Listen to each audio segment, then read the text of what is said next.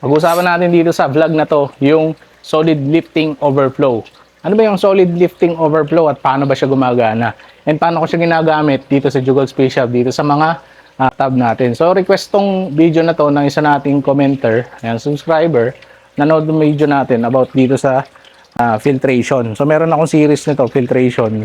Ni-explain ko kung paano to ginawa, tapos kung paano gumagana. Ayan, i-explain natin, focus tayo dun sa solid lifting overflow. Itong solid lifting overflow, ito yung nakikita nyo na yan. Itong tubo na to. So, paano to gumagana? In a whole, itong buong sistema na to, let's say, isa lang tong connection na to. Itong tab na to, sipin nyo wala siyang butas. Tapos, yung tubig niya, wala siyang tinatakbuhan, wala siyang butas eh. Ngayon, pag binutas natin siya dito, syempre tatapon dun yung tubig. Yung tubig na tumapon, mapupunta dito sa drum. Ayan, let's say, ito lang Ayan, ito lang, may butas siya dito, may PVC, tatapon siya dito sa drum. Yun yung pinakasimpleng way paano natin papaiksitin yung tubig. Ngayon, ang pangit, di ba? Nasa taas yung overflow mo. Ngayon, paano natin gagawin? Nakita nyo to. Malinis yung ilalim ng ating tab. Ayan. Hindi ko na sinasaypon yan, mga boss. Nakikita nyo? Ang tanging dumi lang yung mga patay na suso. Yung mga shell nila. Nakita nyo to? Ayan, tika. Kunin natin. Yung mga patay na suso. Yung mga talagang sobrang lalaking debris. Ayan, kita nyo? Ayan. So, yun lang yung natitira dyan. Hindi ko na sinasaypon yan. Ayan, ano lang, paminsan-minsan na pag net lang. Ayan, patatapunin natin. Paano natin kukuhanin nasa ibaba? So ngayon, familiar naman kayo sa siphon, di ba? So ito, hindi siya siphon, pero ang nangyayari, patatapunin natin yung tubig galing sa baba. So para magawa yon, pwede tayong mag-elbow dito, pababa, di ba? So tubo, tas elbow pababa. Ngayon, hihigop na siya ng tubig. Ngayon, may problema doon. So kumukuha ka nga ng tubig mula sa ibaba, tumatapon siya dito sa level na to. Pero ang problema doon, kapag walang pumipigil sa kanya, magtutuloy-tuloy yon yung siphon na yon. Kasi siphon siya wala siyang escape ng hangin. So, kapag huminto yung pump natin na nagbabalik ng tubig dito, ayan, ito, mauubos yung tubig dito. Okay? So, para mapigilan yon, bubutasin. Gumawa tayo ng T dito. Ginawa natin T yung elbow. Ngayon, tumatapon lang yung tubig. Nakita nyo may level ng tubig dito. Yung tubig dito ay same ng level dito. So ito, continuous na tumatapon lang dito sa labas. Ngayon, dinadagdagan to ng tubig dito kasi may pump dun sa loob. Umiikot lang siya. Umiikot lang. Ayan. So yun yung solid lifting overflow. Dito sa method na to, yung mga dumi sa ilalim, mga boss, dumadaan siya. Ayan, dadaan siya dito sa solid lifting overflow dito. Tapos dadaloy siya papunta sa sa exit. Yan, kung saan nyo man siya patatapunin. Basically, yung filter natin, nagre-rely siya sa pagtapon ng tubig. Yan, pag-overflow ng tubig. Ngayon, ginawan lang natin siya ng ibang way para itapon yung tubig. Sa ibaba lang siya kumukuha.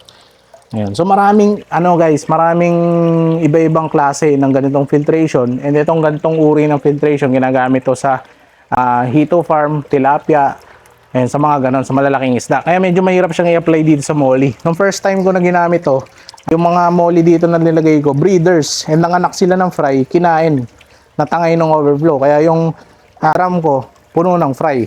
Ayan, dito, nilagyan ko siya ng drop mat sa ilalim. May drop mat yan sa ilalim para hindi na nakakaraan yung fry. Ayan, nakita nyo, may mga fry pa dito. Ayan, nawala. Pero may mga fry dyan. Ito mga boss, hindi na sila natatangay. Ayan, kinukuha na natin. Ngayon, yung drum, simple lang naman tong drum. Panoorin nyo na lang guys yung breakdown natin nito, yung paano ginawa. Kasi hindi ko na siya mabe-break ngayon kasi kakalinis ko lang nito. So yung drum natin, pagpasok ng tubig dyan, sa ilalim siya manggagaling. Sa ilalim kasi, pababagalin natin yung daloy ng dumi. Ayan. So usually yung design na to, 3 chambers o 4. Pero ito, dinesign natin ng isa lang. Ayan. Pero kapag ni-remake natin to, gagawin natin 3 yan. Ayan. Dito sa ilalim, solid settler yan. So yung mga solids, pababagalin natin yung daloy ng tubig para yung solids maiwan na sa baba. Okay? Ngayon yung filter niya nasa taas. Yung tubig ngayon na malinis, aakyat siya. Ayun, normally, overflow kasi bumabagsak yung tubig doon, di ba? Ngayon, dadalo yung tubig, aangat. So yung malinis na tubig nasa taas na. Okay? Tapos ipapump pabalik nung pump natin. So maraming klase guys makikita, hindi lang ito guys maraming design nito kaya hindi ko ma-explain sa inyo sa isang video lahat. Ngayon, yung dumi nasa ilalim, paano mo lilinisin yan? Ngayon, itong same drum na to, mayroon din siyang valve na ganun. So, pag binuksan nyo yung valve na yan, ilalabas niya yung dumi. Yan, sample na natin. At yung dumi nandito na. Pero ito malinis to ngayon kasi water change lang eh. Yan, so ang maintenance natin, papaiksitin lang yung tubig dyan. Kasi naririnig nyo, tumutunog yung pump. Kasi nabawasan yung tubig eh. Masyado nang kulang. Dadagdagan lang ng tubig yung yung filter. Dadagdagan lang natin. Ayan. May hose tayo eh, kaya lang maikli eh. Yung nandun yung hose na maganda natin eh. Ayan. Basically, ang maintenance lang nito, bubuksan yung na yun, i-drain, and then dadagdagan ng tubig. O kung ano man yung mauna. Ngayon nakikita nyo may butas dito. Huwag nyo pansinin yan. Nagkamali ako nun eh. Kasi dito ko dati nilagayan. Tapos 1 inch lang. Hindi kinaya nung 1 inch na PVC yung flow ng pump na ginamit ko. And kung gagamit naman ako na mas mahinang pump, pangit, hindi maganda yung flow, masyadong mabagal. Pero sa case ng Molly, okay lang naman. Kaya lang nababagalan talaga ako eh. Kaya ginawa ko, nilakihan ko yung PVC. Ayan, nilakihan ko yung PVC, tapos sumakto siya sa pump natin. Actually, kung ito lang sana yung ginamit ko na size, tapos nilagay ko dito, gagana siya ng perfect. So, ito sana yung perfect height. Ayan. So, yun yung reason kung bakit may ganun doon. So, ayan yung SLO, Solid Lifting Overflow. Marami kayong overflow na mapapanood. Ito yung ginamit ko dito. Dito naman sa kabila, meron tayo drain naman. Ito drain, napaka-basic. Drain. So, yung tubig nagde-drain sa ilalim. Kita nyo, sobrang linis ng na yan, ng tab mga boss. So, hindi ko alam kung kita sa video, pero wala kayong makikitang debris sa ilalim. Kasi drain nga. So, ang ginamit ko dyan, yung drain PVC fitting, mapapanood nyo dun sa original video ko kung paano ginawa yung buong process ng paggawa nito. So yun lang mga boss, kung may additional question kayo, nasilaw ako. Teka lang, silaw ako. Ayan, so kung may additional question kayo, huwag kayo may mag-comment dyan sa baba. And pag-uusapan natin and then i-discuss natin.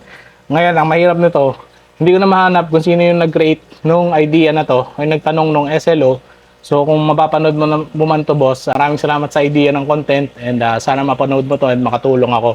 Kung meron na akong hindi na-explain, siguro, ayun, communicate na lang tayo para masagot ko. Hindi ako expert pero i-share ko sa inyo yung mga natutunan ko. So yun lang mga boss, don't forget to like and subscribe and kita-kita tayo sa mga next video.